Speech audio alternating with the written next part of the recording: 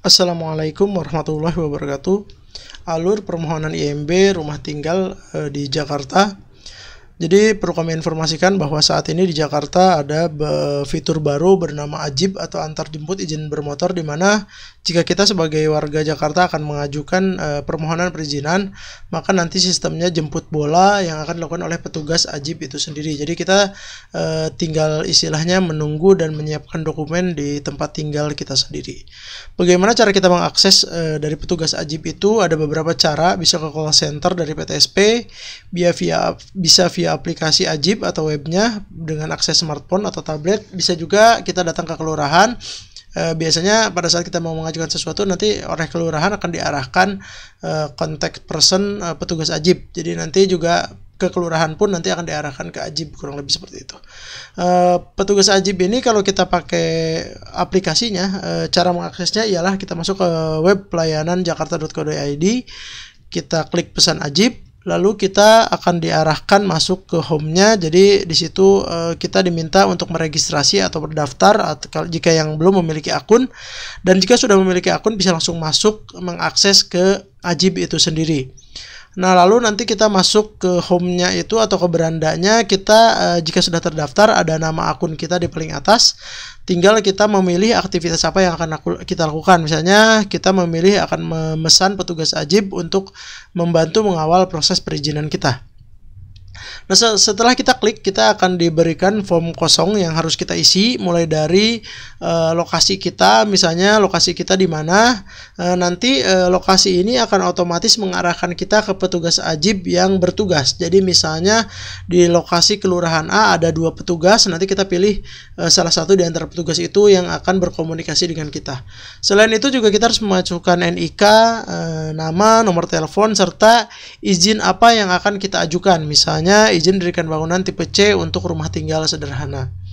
Nah, setelah kita mensubmit dan memesan petugas Ajib, maka nanti dari petugas Ajib akan berkomunikasi melalui chatroom masih di aplikasi tersebut. Nanti dia akan menyapa, kita juga tinggal menjelaskan maksudnya apa segala macam.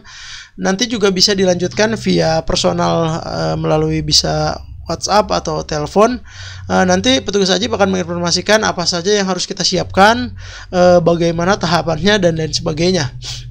Nah, biasanya untuk tahap awal pengajuan IMB ini tidak langsung ke IMB, tapi harus masuk ke pra permohonan untuk mengajukan IRK atau informasi rencana kota.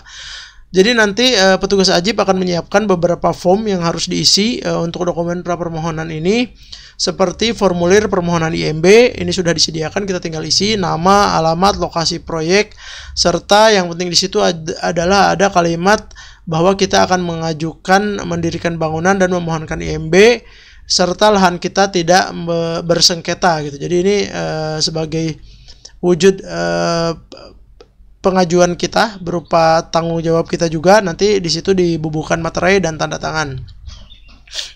Selanjutnya ada dokumen surat persetujuan tetangga terdekat. Jadi di sini dalam proses mengajukan IMB ini kita harus meminta izin dari minimal disediakan 4 baris ini, depan, belakang, kanan, kiri dari tetangga kita yang kemungkinan terkena dampak dari proyek pembangunan kita. Jadi nanti biasanya kita meminta tanda tangan, sudah ada kolom tanda tangannya, terus juga menjelaskan mungkin proyeknya seperti apa, berapa lama, dan sekaligus sosialisasi misalnya kemungkinan akan ada gangguan suara atau gangguan kotornya jalan dan lain sebagainya.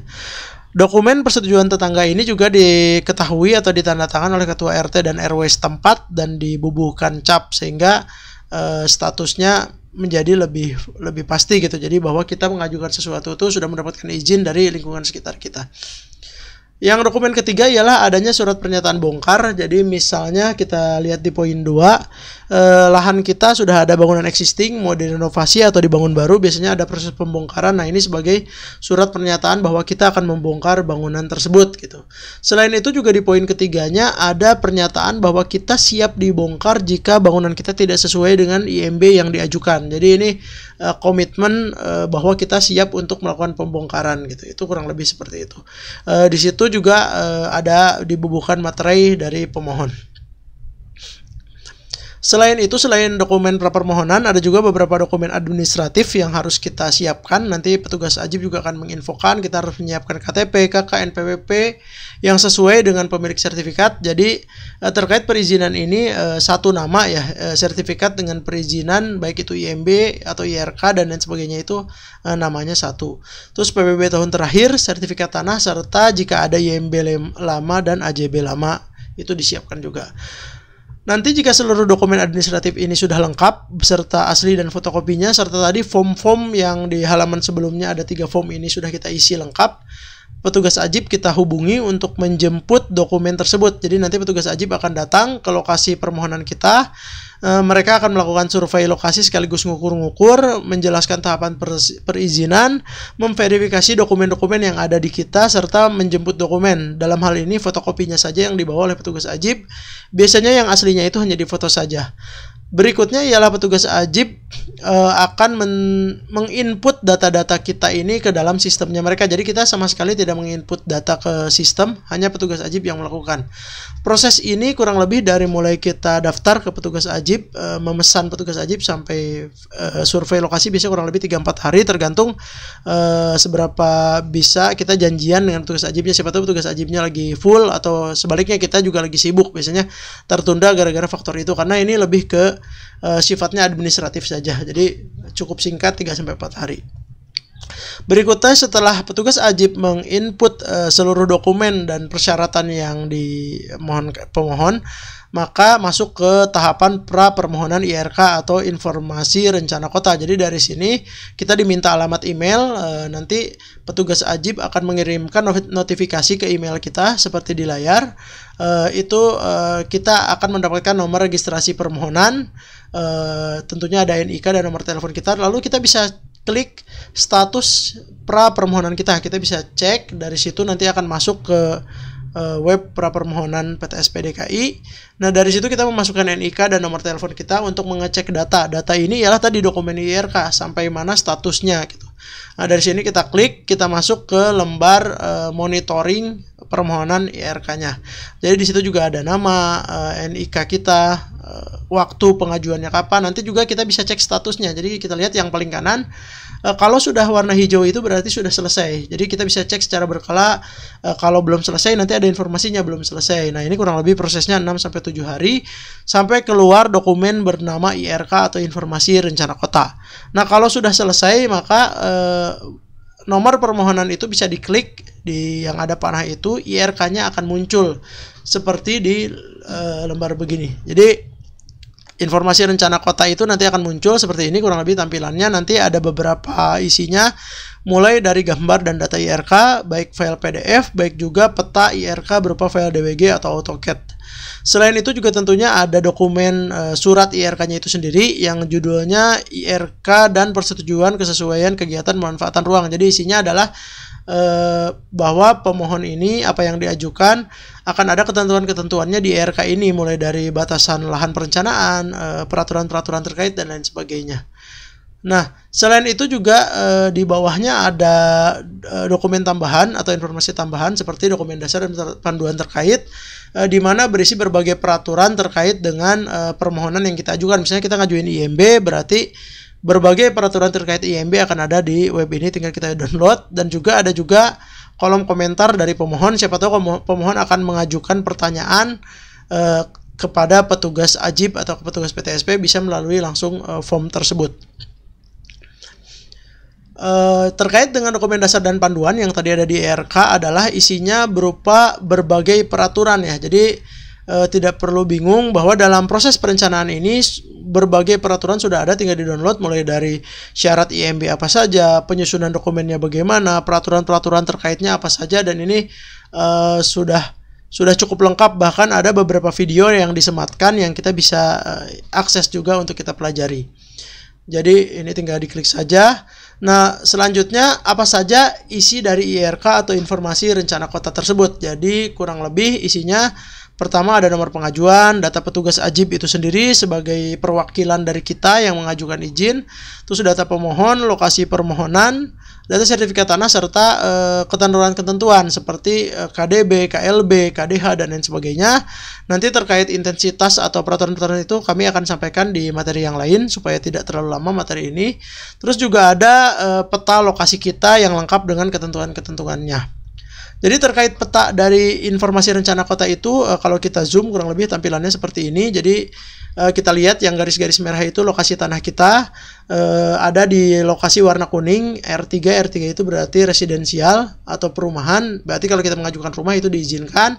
Angka 4 itu ialah garis sempadan bangunan. Jadi bangunan itu kurang lebih tidak boleh melewati dari GSB atau garis sempadan bangunan, harus mundur kurang lebih 4 meter dari batas jalan.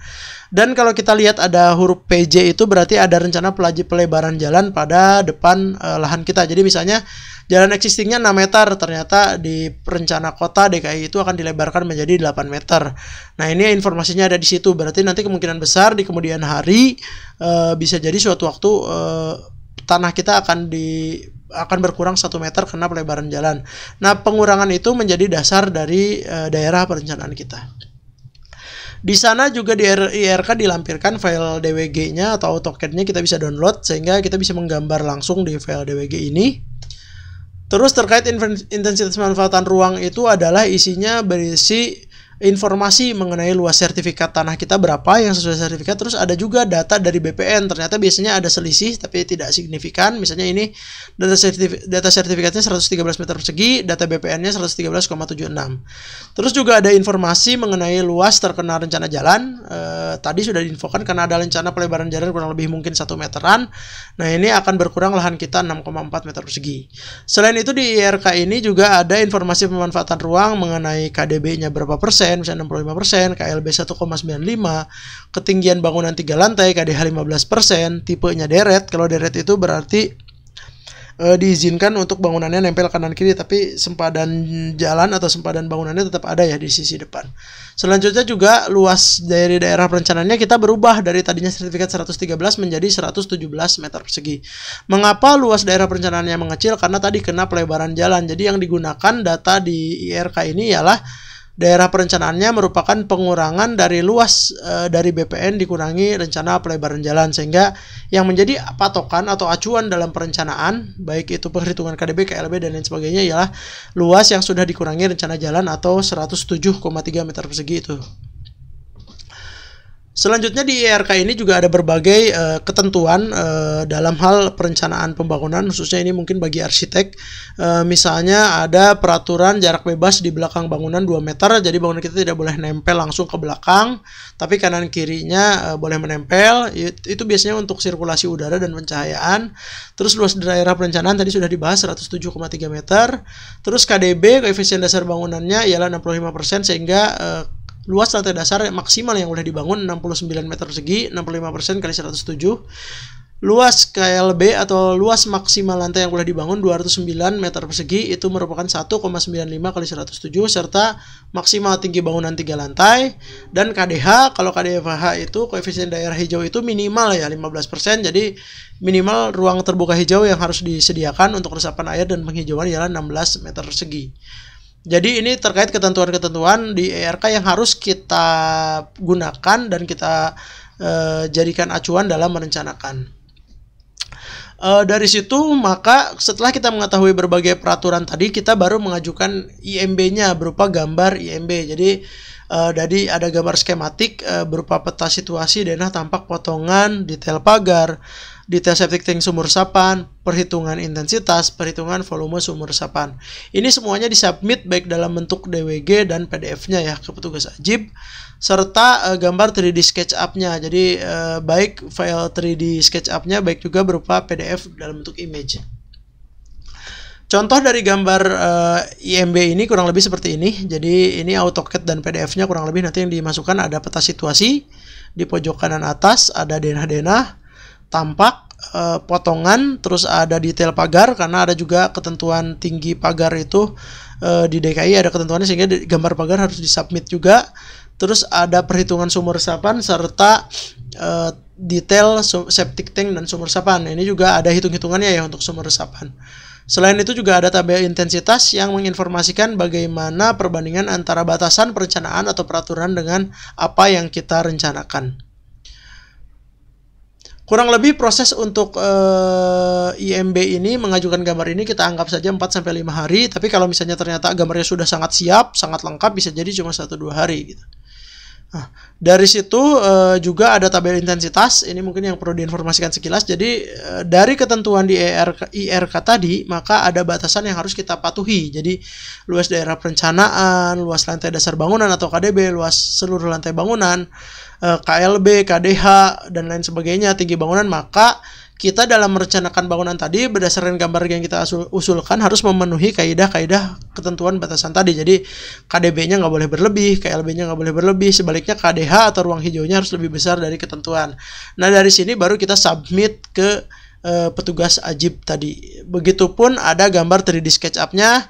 Di sini yang penting adalah diinformasikan bahwa bangunan kita tadi misalnya GSB-nya atau garis sempadan bangunannya 4 meter dari jalan, maka kita harus informasikan dengan garis merah berupa GSB ya, di mana bangunan kita 4 meter mundur dari jalan, dan GSJ-nya juga diinformasikan.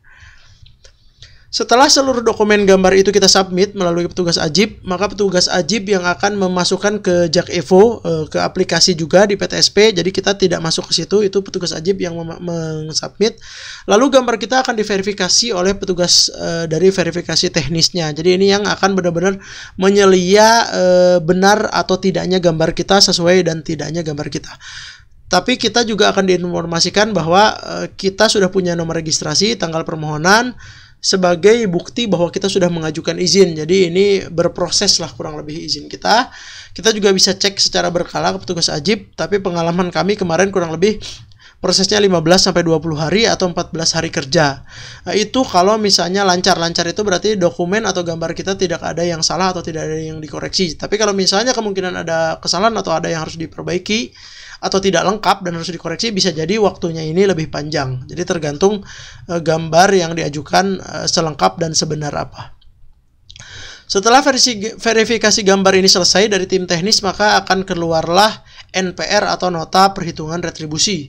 Jadi di situ diinformasikan berapa rupiah retribusi yang harus kita bayarkan ke pemerintah terkait dengan bangunan yang kita ajukan. Jadi di sana ada indeks-indeks seperti fungsi bangunannya, misalnya hunian, indeksnya 0,5, terus klasifikasi bangunannya bagaimana, sederhana, tidak sederhana, permanen, tidak permanen, serta nanti ada harga satuan retribusinya 25.000, nanti ada rumus-rumusnya dikali, itu tugasnya dari pemerintah, kita tinggal bayar saja, nanti keluarlah nilai retribusi yang harus kita bayarkan di baris yang paling bawah, jadi ada pengali-pengalinya. Nah nanti dari situ kalau dikonfirmasi ke kita sebagai pemohon apakah setuju dengan nilai retribusi tersebut dengan angka-angkanya, kalau sudah setuju maka akan diterbitkan SKRD atau surat ketetapan retribusi daerah, ada data pemohon, ada nilai rupiah dan kode rekening. Nanti setelah ini akan keluar SSRD atau surat setoran retribusi daerah. Jadi SSRD ini akan menjelaskan bagaimana semacam kwitansi atau nota pembayaran, dan akan juga menjelaskan bagaimana nilai cara pembayarannya dan nilai yang harus dibayar berapa. Jadi ini kurang lebih diinformasikan juga di SRSD tadi, SSRD tadi bagaimana cara bayarnya. Sudah cukup sangat mudah ya, seperti belanja di e-commerce atau online shopping gitu. Jadi sudah ada bisa lewat Tokopedia, teller Bank DKI, ada edisi Bank DKI, ada GoPay dan lain sebagainya. Nah ini prosesnya ini dari mulai penerbitan NPR tadi, nota retribusi, sampai pembayaran ini kurang lebih kita anggap 3-4 hari, maka akan terbitlah SKIMB kita sebagai ujung dari proses permohonan kita. Jadi ini SKIMB atau surat ketetapan izin mendirikan bangunan, ada lokasi, ada nomor registrasinya, ada data pemohon, lokasi, luas bangunan, luas tanah dan lain sebagainya. Dan juga di halaman keduanya ada beberapa ketentuan terkait IMB tersebut. Seperti contohnya kita lihat di poin kedua, ada ketentuan di mana di poin B yang perlu kita kaji di sini atau kita pahami adalah bahwa apabila terdapat perubahan pada atas gambar yang diizinkan, maka harus dilakukan permohonan revisi IMB diajukan kepada kepala PTSP kecamatan setempat. Jadi kalau misalnya gambar yang kita ajukan terus nantinya ada perubahannya signifikan, misalnya merubah jumlah lantai atau merubah luasan bangunannya lebih maju, lebih mundur, itu berarti harus ada revisi IMB karena sudah tidak sesuai dengan IMB. Terus yang selanjutnya yang poin C, pemegang IMB bertanggung jawab penuh atas konstruksi dan keandalan bangunan miliknya. Jadi kita yang bertanggung jawab dengan desain kita, baik sistemnya, baik kekuatannya, serta resiko yang timbul baik terhadap diri sendiri, misalnya ada kerusakan bangunan atau yang menimbulkan dampak terhadap lingkungan sekitar atau tetangga-tetangga kita. Jadi ini ada ketentuan yang harus kita pahami dan kita taati, kurang lebih seperti itu. Dan di sini dokumen IMB SKIMB ini diterbitkan oleh kepala PTSP di kecamatan, nanti juga di nilai retribusinya juga ditulis di situ. Selain itu di IMB itu juga ada lampiran di SKIMB-nya seperti tadi ya, terkait perbandingan antara batasan atau peraturan di lahan tersebut dengan apa yang kita rencanakan gitu. Jadi itu ada tabel perbandingannya. Jadi ini dokumen yang satu kesatuan dan saling terkait ya. Jadi tidak gambar berdiri sendiri, IMB berdiri sendiri, SK-nya kertas retribusi sendiri, terus tabel perhitungan berdiri sendiri. Jadi kalau gambarnya berubah maka retribusinya berbeda. Terus juga dokumen ini atau data tabel perbandingan antara rencana dan batasan juga pastinya berbeda, sehingga ini satu kesatuan. Begitupun juga dengan gambar-gambarnya ya, gambar 3D-nya pun jadi masuk ke lampiran SKIMB tersebut. Selanjutnya juga selain SKIMB akan terbit juga papan proyek sebagai bukti bahwa bangunan kita ini sudah sah untuk dimulai gitu. Jadi proyek kita dengan kita cetak poster atau papan proyek ini, kita bisa pasang di depan lahan kita untuk memulai proses pembangunan. Jika belum ada IMB terus dibangun, maka kita sudah melanggar peraturan. Kurang lebih seperti itu. Yang terakhir sebagai kesimpulan dari perizinan IMB di Jakarta, bagaimana kurang lebih kesimpulannya? Pertama, dari mulai pengajuan kita masuk ke AJIB itu ada survei lokasi dan dokumen administratif kita siapkan kurang lebih 3-4 hari. Mengurus atau mengajukan IRK atau prapermohonan tadi sampai IRK terbit yang akan mengeluarkan daerah perencanaan dan intensitas bangunan itu 6-7 hari. Terus masuk ke persiapan gambar IMB dan perhitungan intensitas, ini anggaplah 4-5 hari, tapi ini tergantung dari seberapa cepat kita bisa menggambar sesuai dengan ketentuan tadi. Terus dari gambar itu diverifikasi oleh tim teknis, kurang lebih ini yang paling lama 15-20 hari atau 14 hari kerja jika gambarnya tidak ada revisi atau koreksi, dianggap gambarnya lancar. Terus pembayaran retribusi NPR, SKRD dan SSRD, dan terakhir terbitlah IMB kurang lebih 3-4 hari. Jadi kurang lebih total waktu yang dibutuhkan dalam ngurus IMB rumah tinggal ini yang kami alami ialah plus minus 40 hari atau 1,5 bulan lah kurang lebih. Jadi kurang lebih waktunya seperti, tapi tentunya setiap project akan berbeda ya. Kalau bangunannya lebih kecil mungkin bisa jadi lebih cepat, atau lebih kompleks lebih lama, dan begitupun juga dari beban dari PTSP itu sendiri. Jadi siapa tahu di PTSP-nya antrian projectnya lebih sedikit, bisa jadi lebih cepat, atau antriannya lebih banyak, bisa jadi lebih lama dari perkiraan. Demikian terkait alur pengurusan IMB di Jakarta yang terbaru, yang baru saja kami alami di awal tahun 2002 ini. Semoga bermanfaat. Wassalamualaikum warahmatullahi wabarakatuh.